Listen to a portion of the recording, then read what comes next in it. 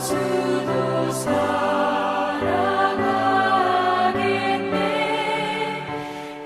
인자한 언어 행실로 이 신앙 전파하리라. 성도의 신앙 따라서 죽도록 충성하겠네. 아멘.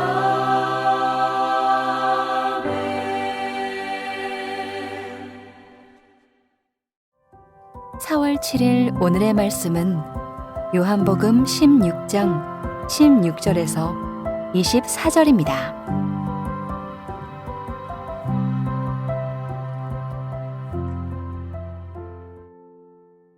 조금 있으면 너희가 나를 보지 못하겠고 또 조금 있으면 나를 보리라 하시니 제자 중에서 서로 말하되 우리에게 말씀하신 바 조금 있으면 나를 보지 못하겠고 또 조금 있으면 나를 보리라 하시며 또 내가 아버지께로 감이라 하신 것이 무슨 말씀이냐 하고 또 말하되 조금 있으면이라 하신 말씀이 무슨 말씀이냐 무엇을 말씀하시는지 알지 못하노라 하거늘 예수께서 그 묻고자 함을 하시고 이르시되 내 말이 조금 있으면 나를 보지 못하겠고 또 조금 있으면 나를 보리라 함으로 서로 문의하느냐.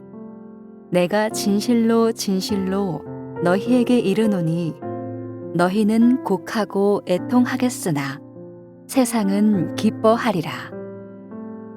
너희는 근심하겠으나 너희 근심이 도리어 기쁨이 되리라.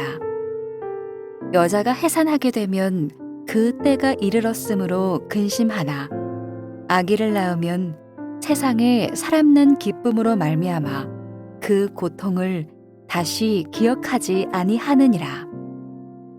지금은 너희가 근심하나 내가 다시 너희를 보리니 너희 마음이 기쁠 것이요 너희 기쁨을 빼앗을 자가 없으리라. 그 날에는 너희가 아무것도 내게 묻지 아니하리라.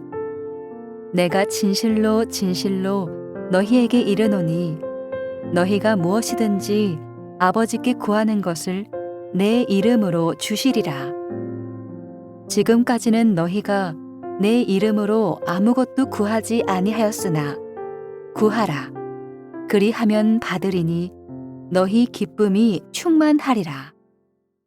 한평생 주님과 동행하면서 주님이 주시는 참 평안과 기쁨을 누리시는 여러분이 되시길 주님의 이름으로 축복합니다.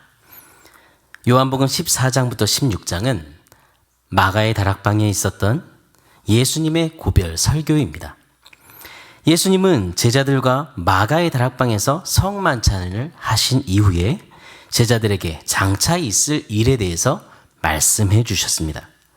십자가의 고난을 앞둔 예수님께서는 제자들에게 세상에서 그 어떤 박해와 핍박을 받을지라도 두려워하지 않도록 제자들을 교훈하시고 보혜사 성령을 보내주시겠다는 그 약속을 통해서 앞으로 고난에 직면해야 할 제자들을 격려하십니다.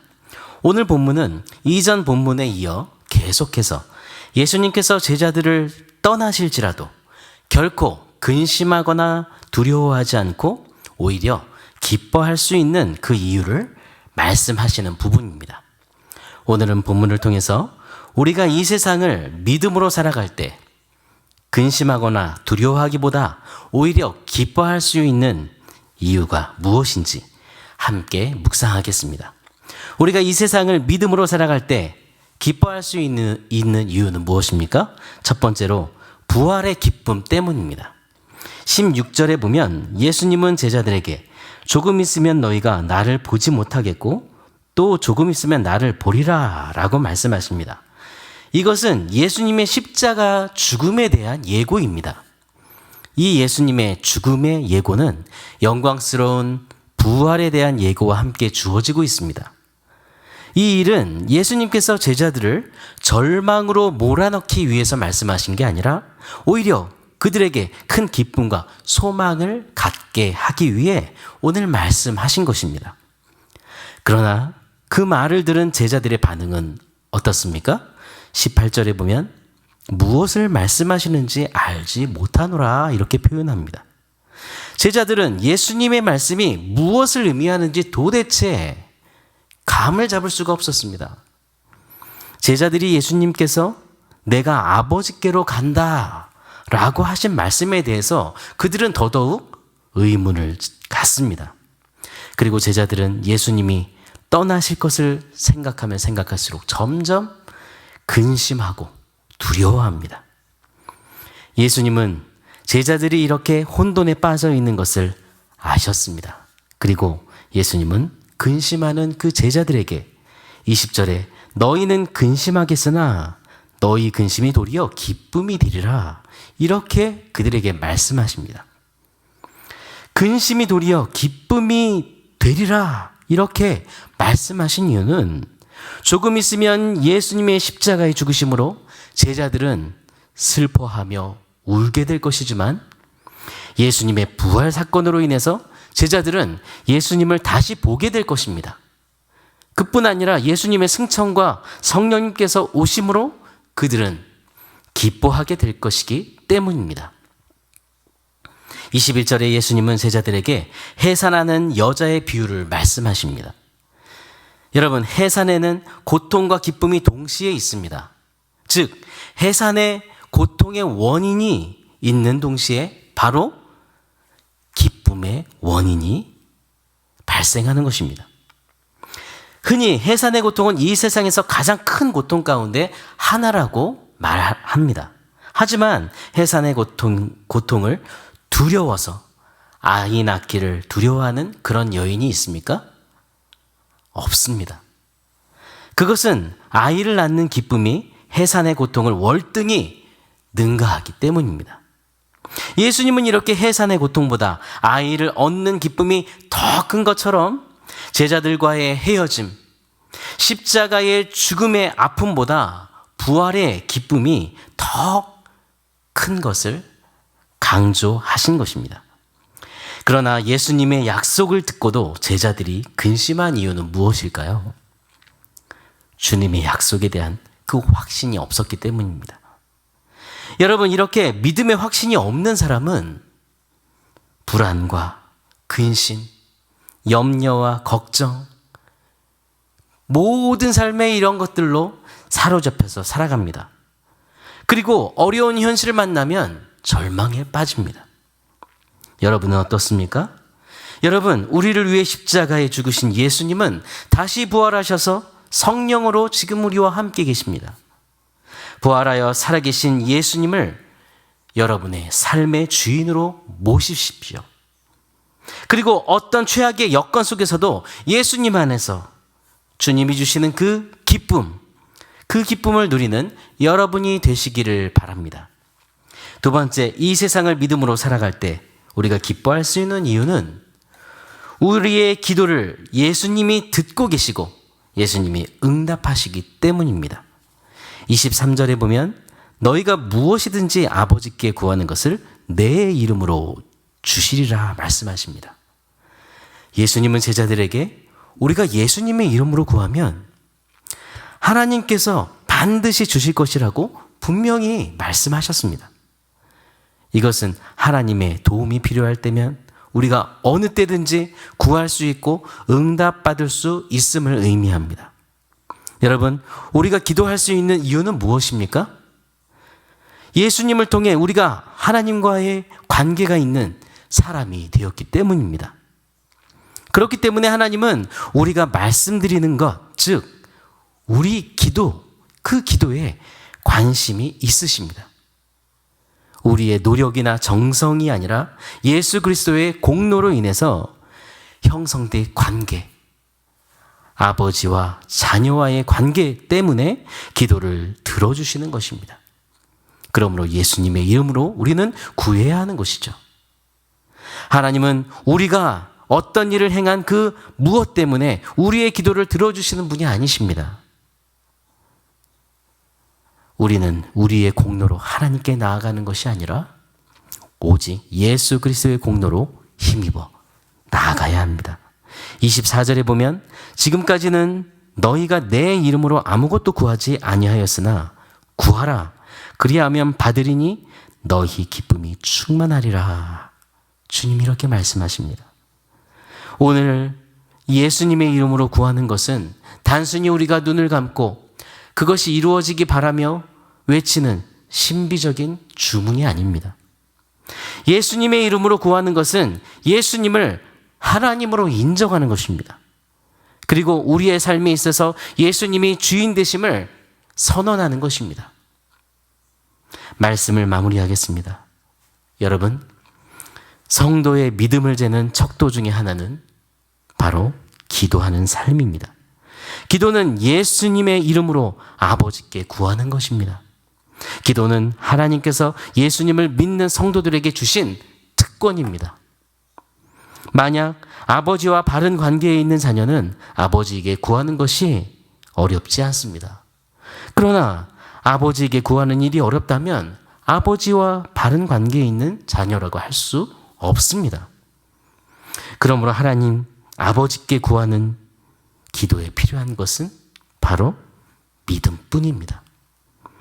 하나님 아버지를 신뢰하는 믿음만 있다면 우리는 언제든지 어디서나 기도할 수 있습니다. 사랑하는 여러분, 주님을 믿고 신뢰하며 기도하십시오. 우리가 절망 중에도 기뻐할 수 있는 이유는 우리가 예수님의 이름으로 기도할 수 있기 때문입니다. 하나님과의 바른 관계 속에서 기도의 특권을 얼마나 사용하고 있습니까? 근심의 원인을 기쁨으로 바꾸시는 예수님을 의지하며 기도하십시오.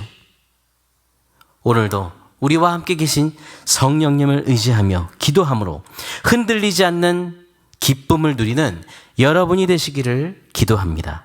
오늘의 암구호는 성령님을 의지하며 흔들리지 않는 기쁨을 누리라입니다. 오늘도 성령님을 의지하며 흔들리지 않는 기쁨을 소유하고 누리는 예수님의 제자로 살게 하소서. 이런 마음으로 우리 다 함께 기도하겠습니다. 우리를 사랑하시는 하나님 아버지, 우리를 위해 예수 그리스도를 보내주셔서 십자가의 공로로 우리를 하나님의 자녀로 삼아주시고 우리가 하나님께 나아갈 수 있는 은혜를 주심을 감사합니다. 오늘 우리가 이 세상을 살아갈 때에 근심과 걱정에 사로잡히지 않고 어떤 어려운 현실 속에서도 부활하여 우리와 함께 계신 예수님을 확신하며 살게 해 주옵소서. 성령의 충만함과 또 기쁨으로 살아갈 수 있도록 주님 우리를 성령으로 붙들어 주옵소서. 우리의 삶의 주인은 우리 예수님이십니다. 우리의 모든 삶을 주관하여 주옵소서. 주의 지팡이와 막대기로 인도해 주옵소서. 우리 주님을 신뢰하며 나아가오니 주님 매 순간 믿음과 확신을 가지고 기도할 때 우리의 기도에 귀를 기울여 주시고 기쁨을 잃지 않고 오직 주님의 손을 붙들고 모든 것을 뛰어넘는 힘과 능력으로 이 땅을 살게 해 주옵소서. 전능하신 하나님, 온 세상을 주님의 권능으로 다스려 주시길 간구합니다. 오미크론 바이러스가 통제되도록 다스려 주옵소서. 모든 예배와 모임이 회복되도록 은혜를 베풀어 주시고 하나님, 코로나로 확진되어 치료 중인 성도들이 있습니다. 아버지 하나님, 정말 어렵게 치료받는 우리 성도들이 있습니다. 하나님 정말 회복할 수 있도록 은혜를 주시고 이 모든 상황을 이겨내도록 하나님께서 또한 가벼운 증상으로 지나갈 수 있도록 우리 성도들을 붙들어 주옵소서. 이번 주일부터 예수마당 모임이 이제 현장으로 재개됩니다. 하나님 은혜의 교제가 이루어지게 하시고 또한 공동체에 이루어지는 모든 모임마다 코로나로부터 지켜주시고 보호하여 주옵소서. 다음 주 월요일부터 특별 새벽 부흥회가 있습니다. 주님의 십자가의 은혜를 묵상하며 믿음으로 십자가의 은혜를 붙들고 마음에 새기는 한 주가 되게 해 주옵소서. 주옵소서. 특별히 말씀을 전하시는 담임 목사님의 연약한 육체를 강건하게 회복시켜 주시고 편안한 호흡과 힘 있는 성대와 맑은 목소리로 모든 말씀을 전할 수 있도록 성령으로 붙들어 주옵소서. 목사님께서 주님의 사명을 충성스럽게 감당할 수 있도록 인도해 주옵소서. 기업하는 지체들에게 믿음을 주시고 하나님 그 기업을 믿음으로 이끌 뿐 아니라 하나님께서 정말 사업상에 복의 복을 더하셔서 어려운 이때 믿음으로 인내하고 주님의 인도하심을 이전 얻은 때보다 더 크게 경험하게 해 주옵소서. 연약한 지체들에게 하나님 오늘도 믿음을 주시며 주의 이름을 부를 때 간절히 아버지 그 기도에 응답하여 주시고 그 신음에도 응답하여 주옵소서. 하나님 연약함을 치료해 주시고 그 연약함이 간증과 찬송으로 변할 수 있도록 하나님께서 역사하여 주옵소서. 주님 우리의 모든 기도를 사용하시고 그리고 오늘도 우리의 모든 삶을 주관하시며 우리와 동행하시는 살아계신 예수 그리스도 이름으로 기도드립니다. 아멘. 하늘에 계신 우리 아버지여, 이름이 거룩히 여김을 받으시오며 나라가 임하시오며 뜻이 하늘에서 이루어진 것 같이 땅에서도 이루어지이다. 오늘 우리에게 일용할 양식을 주시옵고 우리가 우리에게 죄 지은 자를 사하여 준 것 같이 우리 죄를 사하여 주시옵고 우리를 시험에 들게 하지 마시옵고 다만 악에서 구하시옵소서. 나라와 권세와 영광이 아버지께 영원히 있사옵나이다. 아멘.